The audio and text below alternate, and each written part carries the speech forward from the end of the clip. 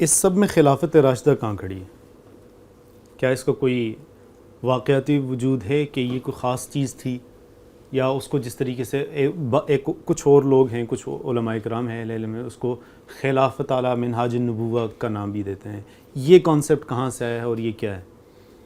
یہ ابھی تھوڑی دیر پہلے گفتگو ہو رہی تھی، حکومت الہیہ، یعنی اللہ تعالیٰ جب اپنے رسول کو زمین پر بھیجتے ہیں تو دو نتیجے نکلیں گے. یا تو اتمام حجت کے بعد اس قوم کو تباہ کر دیا جائے گا جیسے بے شمار قومیں تباہ ہوئیں، اور یا دوسرا نتیجہ نکلے گا جو رسالت مآب صلی اللہ علیہ وسلم کی صورت میں نکلا کہ وہاں ایک باقاعدہ حکومت قائم ہو گئی. یہ اصل میں حکومت الہیہ ہے.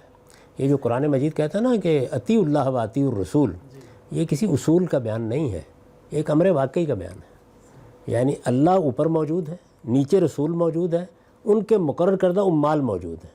اس میں یہ کہا گیا ہے کہ اللہ تعالیٰ حکومت کر رہے ہیں، اللہ کے رسول کے ذریعے سے وہ حکومت کی جا رہی ہے، ان کے مقرر کردہ عمال مختلف جگہوں پر موجود ہیں جن کو اولو الامر کہا ہے. تو ان کی اطاعت اس ترتیب سے ہونی چاہیے، اور اس میں اگر کوئی نزاع پیدا ہو جائے تو فردوا الی اللہ والرسول.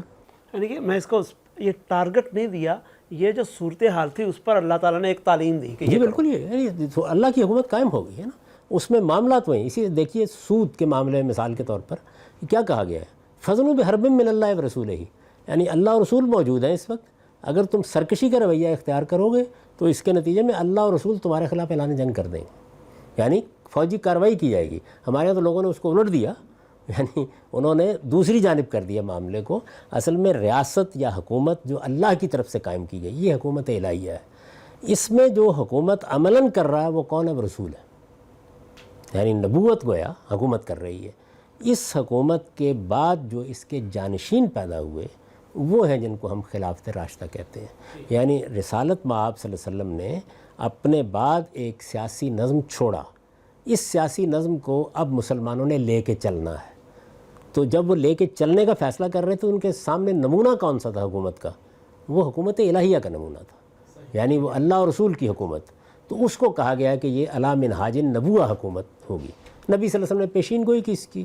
اگر اس روایت کو آپ درست مان لیں تو اس کے نتیجے میں گویا ایسے لوگ آئے کہ جیسے خدا ترس اللہ کے رسول ہوتے ہیں، جیسے وہ اللہ کے احکام کی پیروی کرنے والے ہوتے ہیں، جیسے وہ اپنے آپ کو اللہ کے سامنے جواب دہ سمجھتے ہیں، اسی جذبے اور اسی احساس سے حکومت کرنے والے لوگ پیدا ہو گئے. وہ ہم یہ کہہ سکتے ہیں کہ مسلمانوں کو جو حکومت الہیہ کا کانسیپٹ وراثت میں ملا تو انہوں نے اس حقیقت کو نظر انداز کر دیا کہ حکومت کرنا تو ہم انسانوں کا کام ہے، اور ہم کوئی اللہ کے رسول کی طرح ہدایت یافتہ نہیں ہے کہ براہ راست ہماری ہدایت چل رہی ہو اور ہم جو فیصلہ کریں گے وہ بالکل حق پر مبنی ہوگا. اس حقیقت کو نظر انداز کر کے انہوں نے حکومت الہیہ، اپنے آپ کو حکومت الہیہ کا بھی وارث سمجھ لیا. جی بالکل ایسے، بڑی درست بات آپ نے کہی. بہت بڑی غلط فہمیوں کا باعث یہ چیز بنی ہے کہ ایک عمل ہوا ہے براہ راست اللہ کی رہنمائی میں. ہمیں کرنا کیا تھا؟ کرنا یہ تھا کہ اس میں سے اللہ اور رسول کے معاملے کو الگ کر دیتے، اس لیے کہ نہ ہم اللہ تھے نہ رسول تھے. اس کو الگ کر دیتے اور دیکھتے کہ وہاں سے ہمیں رہنمائی کیا ملتی ہے، اس کی اسپرٹ کیا ہے، اس میں کن چیزوں کو بنیاد بنایا گیا ہے. وہ یقیناً بڑی قیمتی دولت تھی، اس لیے کہ حکومت جیسی چیز جو ہم کیا کرتے تھے، جس میں فاتحین کیا کرتے تھے، جس کو قرآن نے کہا ہے نا کہ یہ ملوک جب کسی جگہ پہ داخل ہوتے ہیں تو کیسا فساد برپا کرتے ہیں. ایک طرف انسانوں کی حکومت کے ہمارے سامنے مظاہر موجود تھے، ایک بڑا غیر معمولی منظر تاریخ کی روشنی میں سامنے آیا کہ اللہ کیسے حکومت کرتا ہے، اللہ کے رسول کیسے حکومت کرتے ہیں. تو اگر آپ غور کر کے دیکھیں تو رہنمائی کا کتنا بڑا ذریعہ تھا یہ ہمارے لیے. رہنمائی لیتے ہم انسانی سطح پر تو اس سے بڑا خیر وجود میں آتا. ہم نے اس کے بالکل برخلاف یہ خیال کر لیا کہ یہ کنٹینیوٹی اب، یعنی جو حیثیت اللہ اور رسول کی تھی وہ ہم کو حاصل ہو گئی. یہ پرابلم یہاں سے پیدا ہوا. اس کی اور بہت سی مثالیں ہیں. میں نے ایک مرتبہ اس پہ تبصرہ کرتے ہوئے یہ کہا تھا کہ جو ختم نبوت کی بحث ہے تو بعض لوگ کہتے ہیں کہ بھئی نبوت ختم ہو جائے تو یہ تو بری بات ہے نا، یہ تو کوئی بات نہ ہوئی، مطلب میں عبادت کرتا ہوں، ریاضت کرتا ہوں، اعلیٰ مقامات ہیں. آپ کے ذہن میں ہوگا ابن العربی نے اپنے بارے میں کہا ہے، محی الدین ابن عربی نے، کہ میری تو کمر توڑ دی ہے اس آیت نے کہ نبوت ختم ہو گئی. یہ کوئی بات کیا ہوئی؟ انسان مانتا نہیں. موجودہ زمانے میں بعض لوگ یہ کہتے ہیں کہ نہیں، رسالت بھی ختم نہیں ہوئی. تو وہ سارے معاملات جو رسولوں کے ساتھ متعلق ہیں اگر آپ غور کر کے دیکھیں تو وہ اسلامزم کی تحریک میں یا سیاسی اسلام میں لوگوں نے اپنے ساتھ وابستہ کیے. یعنی آپ تھوڑی سی تنقید کریں گے تو پیچھے ہٹ جائیں گے، لیکن باطن کو اگر آپ سامنے رکھیں تو وہ بول رہا ہوتا ہے، سارے اختیارات، یعنی وہ اختیارات، وہ حقوق، وہ سارے کے سارے.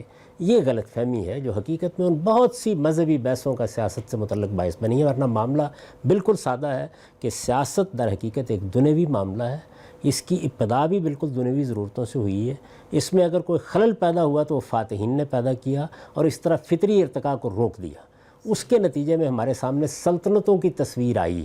سلطنتوں کی تصویر حاکم اور محکوم کے تعلق سے آئی. ان لوگوں کے کچھ مذاہب بھی تھے، ان مذاہب کی بھی اس کے نتیجے میں برتری قائم ہو گئی. اس طرح لوگوں پر جبر ہوا، فتنے کی کیفیت پیدا ہوئی، مار دھاڑ بھی ہوئی، ملک پر فتح ہوتے چلے گئے.